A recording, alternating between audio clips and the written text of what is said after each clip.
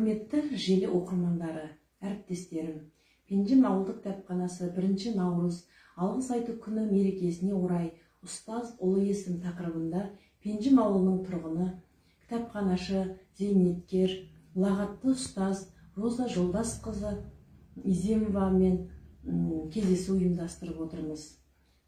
Хош көрдік, Роза Жолдасқызы.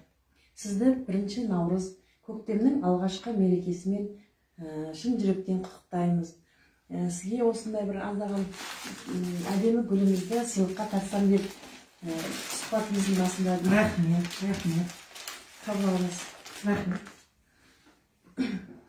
Жақсылықтан жереніп, боламыз біз жақсы адам, жамандықтан жереніп, үлгі аламыз жақсыдан демекші. Қазақстанда тұратын көп ұлттардың өкілісіз. Біз осы барлық ұлттармен тату тәтті өмір сүріп жатырмыз. Біз үлкенді құрметтеген, кішіге ізет көрсеткен жандармыз. Сіз бар өміріңізді, еңбегіңізді, өнегелі істеріңізді осы ардақты кітапхана саласына арнадыңыз.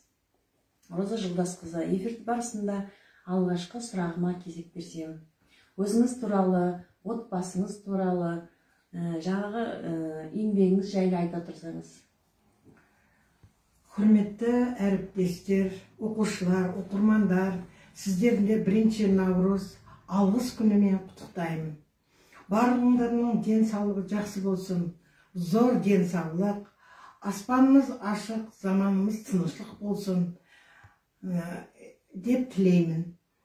Тағы бір рет алғыс күні құтты болсын. Рахмет. Енді мен өзім туралы сөйлейтін болсам, мен құрметті әріптестер, оқырмандар, мен 1955 жылы 27 сәуір айында Талдықорған облысы Панфилов ауданы Пенжім ауылда дүниеге келдім. 1971 жылы өзіміздің ауылдағы Абдулла Розыбакиев атындағы мектепке 1 сыныпқа бардым. Оны 1971 жылы бітірдім. Бітіргенден өзімнің арманым осы кітапханашы болғандықтан 73 жылы Ташкентқа барып, сол Ташкенттегі мәдени ағарту техникумында оқып, сол 73 жылы өзіміздің ауылға келіп, кітапханашы болып істедім. Осы кітапханада істеп жүрген кезімде тағы да осы жұмысымды ары қарай жалғастырамын деп, мен Алматыдағы ЖНП, бұрынғы қазіргі ЖНГО деп айтамыз, сол жерде библиограф факультетіні бітіріп, осы ауылымның жұмысымды ары қарай істедім. Енді осы ауылда бір орында, бір неде істеп, 40 жыл сол кітапханада істеп, зейнеткерлікке кетіп қалдым. Рахмет. Қазақстандағы, оның ішінде өзіміз тұрып жатқан өлкедегі ұлтаралық достық туралы не айтар едіңіз?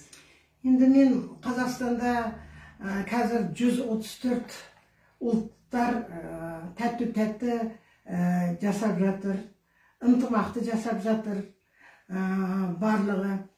Өз ана тілімізмен сөйлеп жатырмыз, барлығымыз қыз беріп, бір-бірімізге қыз алып дегендей. Осындай тәтті жасап жатырмыз. Өзіміздің ауылдыға да келетін болсақ, біздің ауылда да 7-8 ұлт өкілдері жасайды. Барлығымыз сондай жақсы, ынтымақты жасап жатырмыз. Көршілеріміз болса да бір-бірімізге көмек беріп, той болсын, жақсылықта болсын, барлық вақытларда біз өзімізге бір-бірімізбен сен мынандай ғой, анандай ғой деместен бір-бірімізге кәдімгідей жәрдемімізді береміз. Өте керемет, тамаша. Кеңес кезінде кітапханашы деген мамандық аса құндық мамандықтардың бірі болған деп естиміз. Роза Жолдасқызы, өзіңіз осы кітапханаға қалай келдіңіз? Алғаш рет кітапханаға кітапханашы болып кіргенде қандай әсер алдыңыз? Осы 1973 жылы кітапхананы өткізіп алдым, оқуны бітіріп келгенде кейін мені сол әкімшілікте сол кітапхананы өткізіп аласың деді. Сол кітапхананы өткізіп алғандан кейін ол кездерде қазіргі заманға сай емес еді. Ол кездерде кітапхана өзі бір бөлме болатын. Кіретін болсаң кітаптарды біз әкімшілік жақтан ақша бөлінетін еді. Сол бөлінген ақшаға өзіміздің кітап магазиндерге барып кітаптарын алатын едік. Келгенде енді кітапхана бұрынғы мен қазіргі салыстырғанда кітаптарының барлығыны, орысша кітаптарын бір жаққа, қазақша кітаптарын бір жаққа, ұйғырша кітаптарын былай қойып қойған.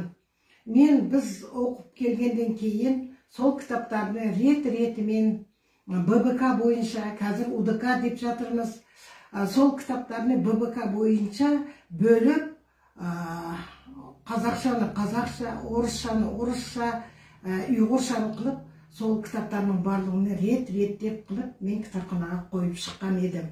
Сол кездерде кітаптар қазіргі заманда комплектование дейміз. Бізде ондай ол кездерде өзіміз кітапты алатын едік, өзіміз жазатын едік. Соның барлығыны қолымызмен жазып, сол қазір авторский знак дейміз ғой, белгілеріне. Ол кезде қағазмен кесіп, авторский белгілерін қоятын едік. Кармашка деп оның ішінде қоятын несіге, оны да қолымызмен жазып қоятын едік. Срок возврата деп айтатыныз, сол кездерде оның барлығыны сол қолымызмен жазып, қолымызбен істейтін едік. Кейінгі кездерде алфавитный систематический каталог дедік, сол кітаптарының барлығыны каталогтарға қойып шықтық. Оны да қағазмен кесіп өзіміз сол кітаптарды рет-ретімен қойып шыққан күндеріміз болды біздікі. Енді сол кездерде кітапханада істеп жатқан кезімде мен осы өткізіп алғанда осы кітапханаға адам келе ме, келмей ме деген бір қорқыныш пайда болған маған. Жоқ, кітапхананың барлығыны реттеп, орын-орынға қойғандан кейін кітапханаға өзіміздің ауылдағы мектептегі мұғалімдер, барлығы зейнеткерлер, оқушылар барлығы келу бастады. Осы кітапханада істеп жатқан кезімде мен ол кезде кітапхана активистері деп біз совет құрып 7-8 адамды белгілейтін едік. Сол балаларымның арқасында қаншама жұмыстарын істедік десек мен қата айтпаймын, қаталаспаймын де өзімді. Сол балаларымға бөліп беріп, конференция болсын, диспут болсын, солардың барлығыны сол балаларыммен бірге істеп, ары қарай жұмысымды алып кеттім. Өте керемет, тамаша. Ризашылық адамның басқа адамдан көрген жақсылығы, көмегі, көңіл үшін қанағаттанушылық және алғыс білдірушілік сезімі. Алғыс жақсы адамға жасаған жақсылығы, көмегі, көңіл үшін ризашылық білдіруі. Сондай-ақ оның ойы мен іс-әрекетіне, жасаған істеріне жоғары баға беруі деген. Енді осыған орай болашақ жастарға, өзіміздің ұрпағымызға, келешек ұрпағымызға ақыл кеңесіңіз айта кетсеңіз. Мен болашақ жастарға айтатын болсам, енді қазіргі заманда қаншама кітап білім бұлағы деп жатырмыз ғой. Кітап білім бұлағы, енді кітапхана деген ол кітапхана. Қазіргі вақытта жастарымыздың барлығы жеңіл, өзі компьютермен, WhatsAppпен дегендей, онлайн деп қоямыз, қазір барлығы сондай болып кетті ғой. Сол жерлерден енді өздері тез табатынға үйреніп кеткен. Менің ақылым осы жастарға. Кітапхана, өзіміздің ауылда кітапхана бар. Қаншама жазушыларымыз, қаншама ақындарымыз кітаптарыны көп жазып жатыр. Балалар кітапханасы, балаларға да арналған кітаптар әдемі. Бұрынғы кездерде ол бір арағы жыртылып кететін. Қазір енді кітаптар шығып жатыр, сондай жақсы. Сол кітаптарыны оқыса, кітапханаға барып, ізденсе, біліміне асырса деген өзімнің бір нелерім бар енді. Келешекте сол кітаптарны оқып, не қылса, келешекте сол бала шағалары да сол кітапты оқып, кітапханаға келуге болады деп ойлаймын. Қазіргі уақытта мына карантин деп кішкене өзіміз қиыншылық болып қалды. Ол кезлерден де өтіп кететін шығармыз келешекте. Келешекте ұрпақтарымыз, оқырмандарымыз, оқушыларымыз көптеген жұмыстарды істейді, оқиды, ізденеді, біліміні тағы да ары қарай асырады деген өзімнің үмітім бар. Рахмет. Мен де жастарға үміттенемін. Желі оқырмандарына және бүгінгі осы кездесуіміздің куәсі болып отырған әріптестеріміз сіздерге амандық саулық тілеп, жақсы тілектермен бөлісуде. Енді сол әріптестерімізге жақсы бүгінгі күнде жақсы бір тілегіңізді айтып қойсаңыз. Құрметті әріптестер, сіздермен біз қаншама уақыт бірге жұмыс істеп, зейнетке кеттік. Зейнетке кетсем де осылай мені құрметтеп, кездесулерге шақырып, әрқашан шақырып жатқаныңдарға көптен көп өзімнің рахметімді айтамын. Енді осы кітапханада 40 жыл істесем де, менің өзімнің жұмысымды ары қарай осы қызым істесін деген ниетпен өзім осы Гүлзира Қадырқызыға жүктеп беріп кеткен едім.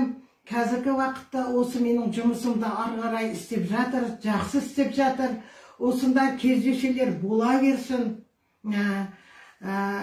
Шақыру бізді сол жұмыстарға, кездесулерге шақырыңыздар.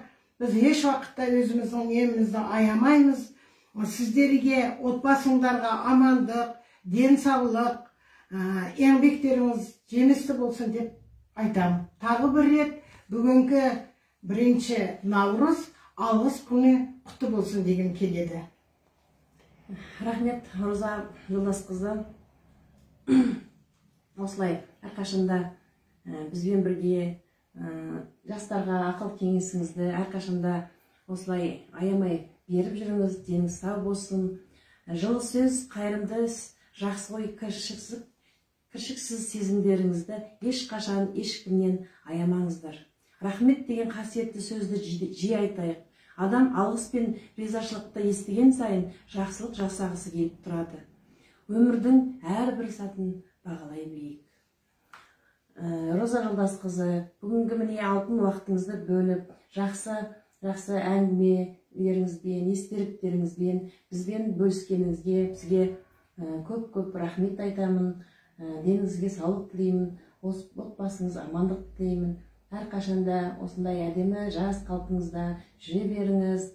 Біздің енді аяулы ұстазымыз біз сұраған кезде әрқашанда ақыл кеңесіңізді беріп отырасыз. Аспанымыз ашық, деніңіз сау болсын. Рахмет. Құрметті менің оқырмандарым және әріптестерім, бүгінгі міне ұстаз ұлы есім атты тақырыппен әріптесіміз, зейнеткер ұстазымыз Роза Изимова Жолдасқызымен бірге болған сұхбатымыз осымен аяқталды. Бізбен бірге болғандарыңыз үшін көп рахмет айтамын. Сіздерге алғысым шексіз.